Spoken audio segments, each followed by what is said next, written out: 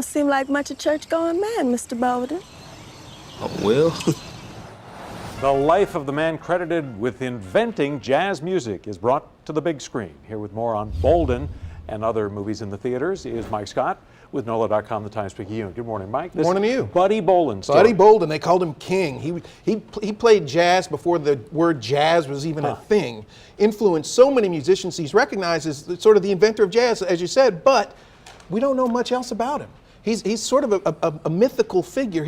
We know that he drank a lot. We know that he liked the ladies, and we know that he played really, really loud. We also know at age 30 he was institutionalized at the State Asylum in Jackson and died there about 25 years later. And that little bit at the top may be about the closest you get, even though it's fictional, right, to hearing what he might have sounded right, like. Yeah, this is very fictional, and the filmmaker, Dan Pritzker, has been making this movie for 11 years. He finally got it made, and he's upfront about the fact that he's inventing a lot of what's in here. He's trying to put Buddy Bolden in context, but also building this mythology around him, because that's all we can do at this point. As for the music, that's all played by Wynton Marsalis, who was brought on board to sort of resurrect the trumpet voice of Buddy Bolden. He studied some people who played with Bolden, contemporaries who did record. Buddy only recorded once. Who might have been influenced by him. Right. Gotcha. Buddy only recorded once, and there's no other, that recording isn't believed to exist anymore. So it was up to Wynton to kind of piece that together. So from that standpoint, this is a fascinating movie.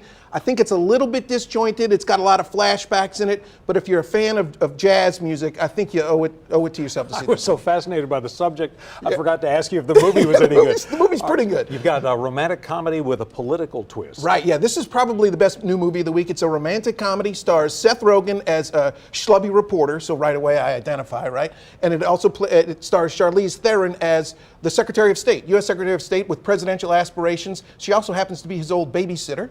They meet up as adults, and the unlikely friendship, the unlikely relationship plays out. The first half of the movie I found really entertaining, really funny. It's an R-rated comedy. The second half, it kind of slipped into rom-com formula, but all in all, it's an enjoyable ride. Interesting twist. All right, and then finally, Dennis Quaid. The Intruder. This is your basic stalker movie. A couple buys a house from Dennis Quaid's family. He's the stalker? He's the stalker. He was the former owner of the house. He sells it, and he just can't let it go. So he keeps coming back, and the buzz on this one is that it's not a very good movie, but it's fun to see Dennis Quaid just chew the scenery for the entire time. It's the kind of movie you're going to want to shout at the screen over and over for. But is this something you do while you're in the movie? Sometimes I do. Okay. Mike Scott with NOLA.com. Thanks so much.